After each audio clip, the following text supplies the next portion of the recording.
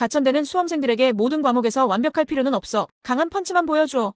라고 속삭이듯 기존의 정시 전형을 일반 전형 1과 일반 전형 2로 분리하는 초대형 변화를 단행했습니다. 전체 모집 인원도 47명이 증가한 총 1329명으로 늘었으니 일단 기회는 늘어난 셈이죠. 먼저 일반 전형 1은 작년의 방식과 거의 비슷하게 굴러갑니다. 수능 성적 100%로 학생을 선발하며 인문자연 계열 의학학 및 클라우드 공학과 등 일부 학과 제외에서는 국어, 수학, 영어 중 가장 우수한 영역 순서대로 35%, 25%, 20%를 반영하고 여기에 탐구 1과목을 20% 반영합니다. 이 전형에서는 국어, 수학, 탐구는 100분위 점수를 사용하고 영어는 등급별로 정해진 점수를 반영합니다. 예를 들어 영어 1등급은 98점, 2등급은 95점, 3등급은 92점씩이죠. 하지만 진정한 변화의 주인공은 새로 신설된 일반 전형 2입니다. 이 전형은 소위 말하는 선택과 집중의 극단적인 예시라 할 수 있는데 국어, 수학, 영어, 그리고 탐구 1과목 이 네 가지 영역 중에서 성적이 우수한 단 3개 영역만 딱 골라서 반영합니다. 게다가 반영 비율도 아주 화끈한데요. 잘 본 순서대로 무려 30%, 20%를 때려 박아줍니다. 만약 수학을 조금 망쳤더라도 다른 세 과목이 압도적으로 좋다면 괜찮아. 내가 50% 줄게.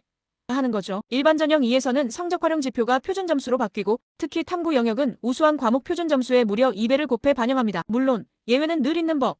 의예과, 약학과, 그리고 채용 연계형 계약학과인 클라우드 공학과 같은 특별 모집 단위는 일반 전형 1에서 국어 25%, 수학 30%, 영어 20%, 탐구 2과목 25%라는 별도의 비율을 적용합니다. 특히 이 학과들은 수학은 미적분이나 기하 중 1과목, 탐구는 과학탐구 2과목을 필수적으로 응시해야 한다는 까다로운 조건이 붙습니다. 수험생 여러분을 위한 지원 전략을 말씀드리자면 일반 전형 1과 2의 구분이 올해 입시 결과에 큰 영향을 미칠 수 있으니 반드시 본인에게 유리한 전형을 신중하게 판단해 지원해야 합니다. 전 영역이 고루 우수하다면 일반 전형 1을 특정 3개 영역 특히 탐구 1과목이 매우 강력하다면 일반 전형 2에서 2배수 적용 혜택을 볼 수 있음에 강점이 있다면 일반 전형 2를 노려야 합니다. 그리고 또 하나 2026학년도 정시에서는 모든 전형의 학교폭력 조치사항이 반영되어 감점이 가능하다는 점도 잊지 마세요. 세심하게 체크해야 할 중요한 사항이죠. 마지막으로 가천대는 반도체대학 신설이나 카카오 엔터프라이즈와 손잡은 클라우드 공학과 같은 첨단 분야 인재 유치에 집중하고 있으니 학비 부담 없이 졸업 후 취업까지 보장되는 클라우드 공학과처럼 파격적인 계약학과도 눈여겨보시기 바랍니다. 결국 2026학년도 가천대 정시는 두 개의 문,